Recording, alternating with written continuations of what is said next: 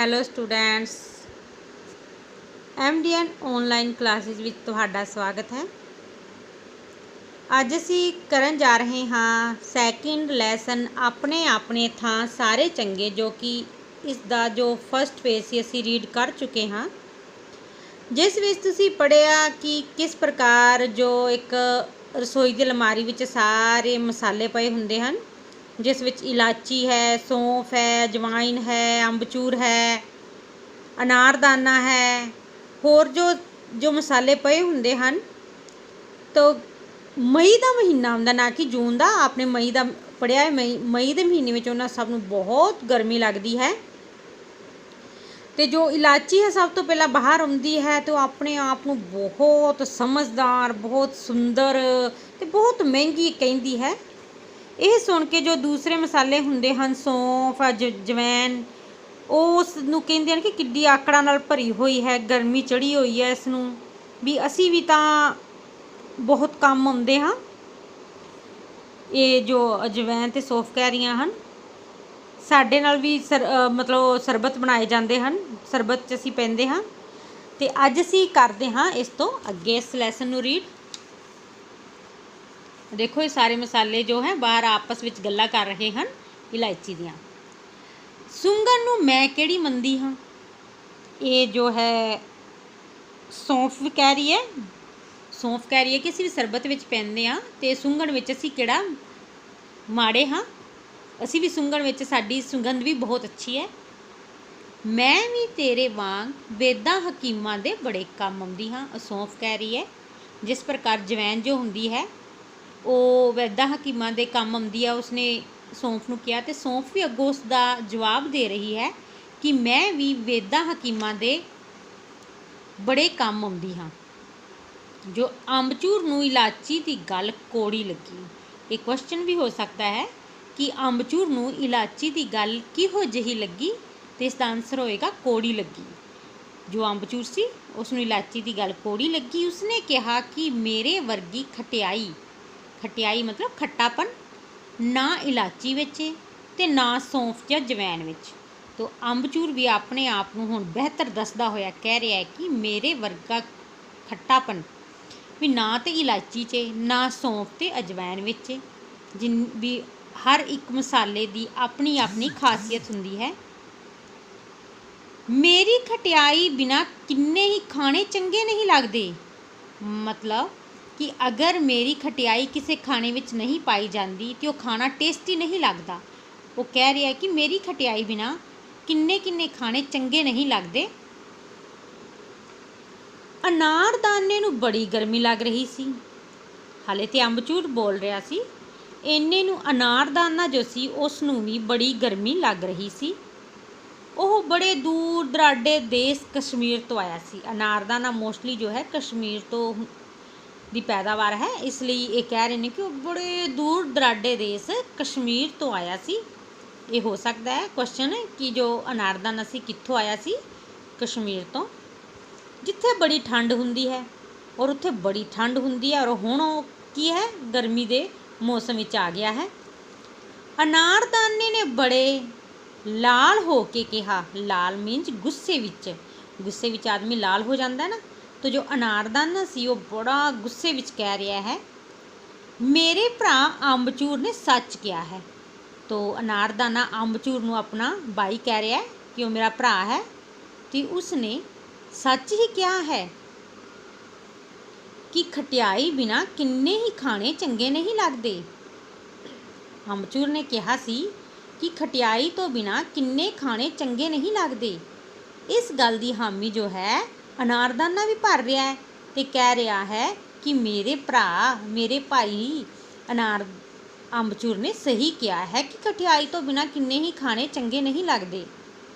मेरी खटियाई किन्नी चंगी है, पुदीने की चटनी मेरे तो बिना चंगी नहीं लगती।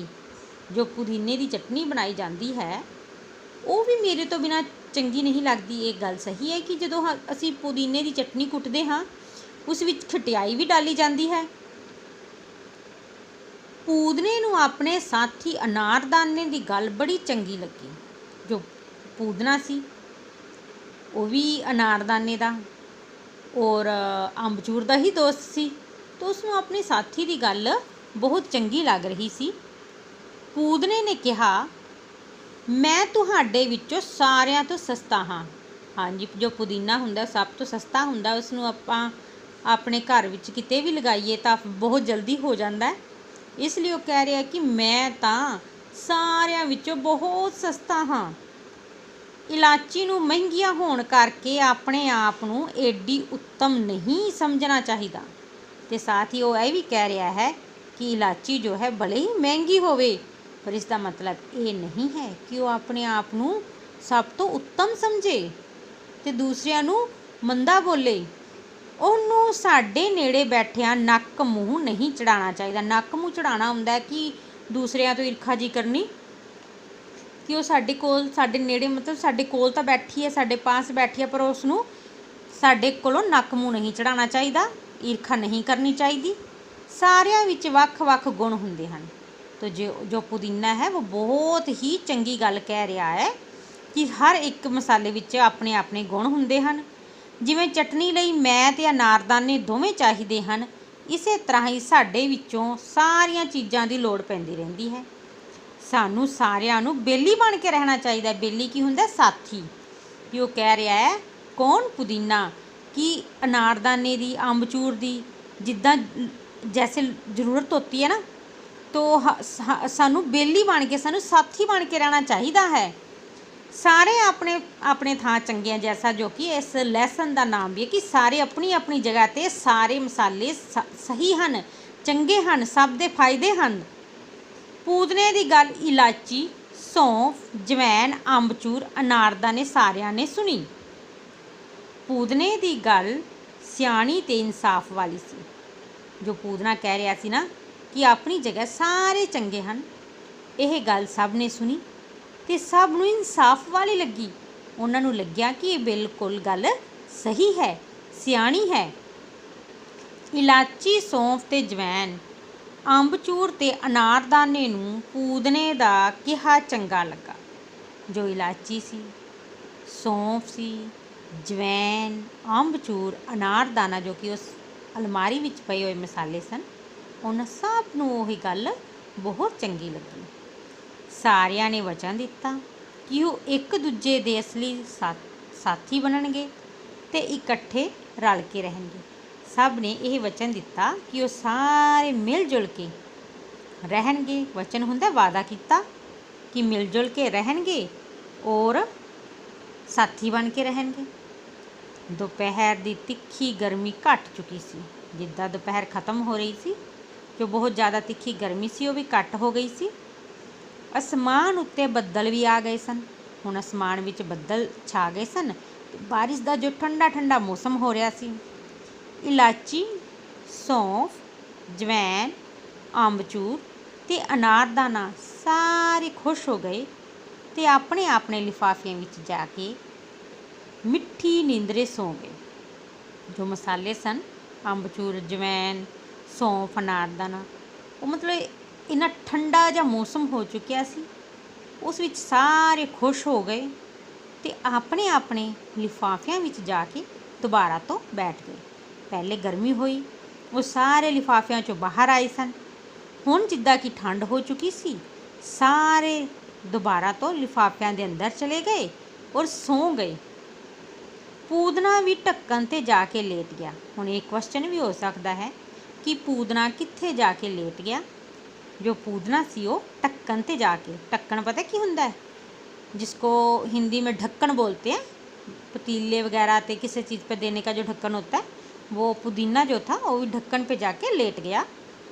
उसनों भी नींद आ गई, नींदर ना आई, पर उसनों जो सी नींद नहीं आ रही सी। दूसरे जो मसाले सन वो तो जाके सौ गए सन, पर पूदने नूं नींद नहीं आ रही सी।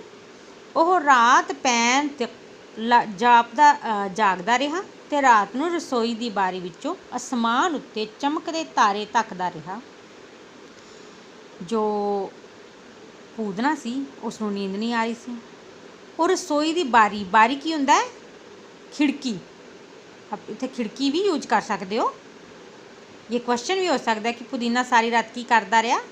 ਰਸੋਈ ਦੀ खिड़की विचों आसमान वल तारिਆਂ ਨੂੰ तकदा रहा और जागदा रहा, ਉਹ सोया नहीं सी। ਇਹ ਸੀ ਤੁਹਾਡਾ सैकेंड लैसन मसालिਆਂ बारे। बहुत इंटरस्टिंग लैसन सी। ਅੱਜ ਅਸੀਂ ਇਹ ਲੈਸਨ ਐਡਿਟ ਕਰਾਂਗੇ। ਨੈਕਸਟ ਵੀਡੀਓ ਵਿੱਚ ਅਸੀਂ ਇਹਦੇ ਸ਼ਬਦ ਅਰਥ ਕਰਾਂਗੇ। ਅੱਜ ਦੇ ਲਈ ਇੰਨਾ ਹੀ। ਖੁਸ਼ ਰਹੋ, ਸੁਰੱਖਿਅਤ ਰਹੋ। Stay home. Good bye.